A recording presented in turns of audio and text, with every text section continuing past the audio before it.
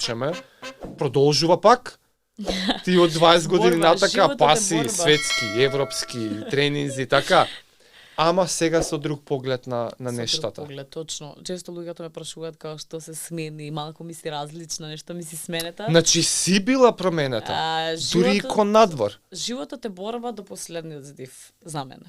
Така сметам дека ние ќе се бориме и ќе сгрешаваме и ќе паѓаме на испитот и ќе навредуваме и ќе осудуваме до крајот на животот. Е сега колку ќе развиеме таа свест да внимаваме на тие работи и да само да се намалуваат, тоа од нас зависи поради свесноста. Не случајно кажале, значи ни дале свест, мислиме, не можеш ти упорно грешиш и да кажеш другите ми се криви, значи сврти се малце кон себе.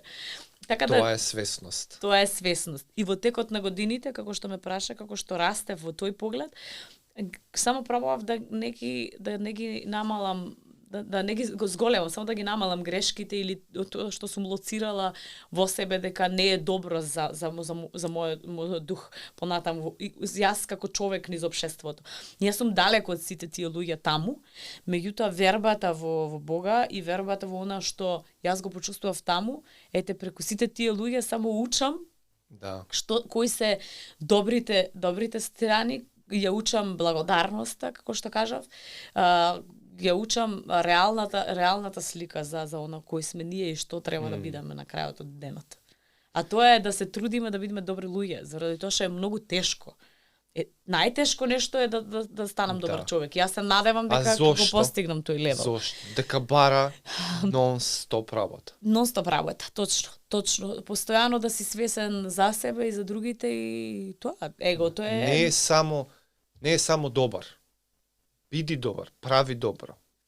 Некако добрина, ете да внимаваш, да не навредиш, да, знаеш, од основни ствари. Многу е тешко, почнавме да живееме во свет кај што е најтешко да застанам на семафор кога возам кола, јас урлам, вриштам од музики, се бајла, значи буквално луѓето што ме знаат и некој ако ме има гледано, јас сум таа. А се вртам лево, тмурни луѓе, друга страна. Замисли, дај ронка да му дадеш на тие луѓе, колку е убаво да или јас кога сум била тмурна, кога ќе видам насмеано девојче или кога ќе видам добрина дека прави некој, го буди во нас тоа. Да.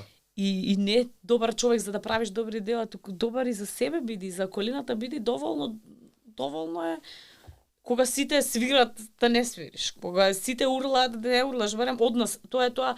Јас многу убаво знам да го кажам, од нас почнува таа промена. Се никој не преса, јас ли ќе почитувам 20 луѓе тука не почитуваат. Ајде промената почи од нас. Јас да бидам добра кога сите се лоши. Као не, чекај малце, ти си од лошите.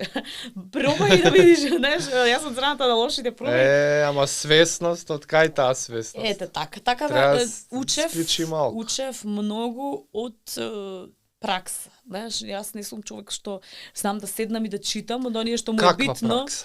Ете од тоа, секојдневно кога почнав да зачестувам и со одење и со дружење со такви луѓе, јас можам гордо да кажам дека Македонија е земја во која што живеат навистина православни христијани на кои што треба да им се дивиме, на уште семејства кои што се со по 3-4 деца и кои што се пример, за жал од ова модерно време не може да израсти семејства, али јас во овој период и во истекот на годините запознав толку многу луѓе таму кои што ми ја вратија вербата дека постојат здрави семејства, дека постои вистинска љубов, дека постои она што го викаме ај ке те трпам, трпение и во брак, и во пријателство, и во семејна врска, брат, сестра, се брат со брат, да скарани, зошто да е тоа така. Јас докажав низ пракса и од моје лично искуство познавам многу луѓе низ Македонија кои што цврсти во верата, го зачува она вистинското и правото од традиционалното што постои кај нас.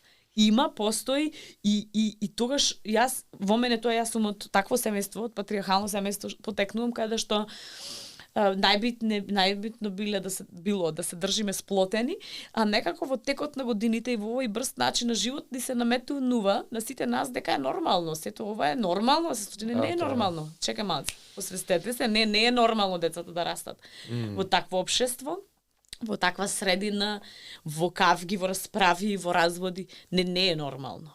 колку и да тоа звучи, утре може и нас да не се случи, меѓутоа треба да бидеме свесни дека ако е тоа решението најдобро за сите, да, ама дека е нормално, не е нормално. И треба малце да го разграничиме поемот од мора да најдоброто нешто е тоа и нормално е тоа, не е нормално, не се почнавме од мода да се разведуваме од немаме трпение минута. До крајот на животот ќе имаме борба и во семејството и на моите родители сигурно не имаме мет и млеко секој ден.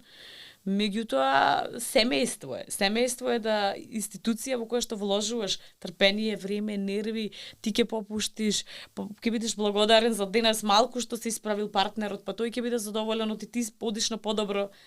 И тоа е пак на крајот е љубовта која што љубовта за да успееш е таа што те води.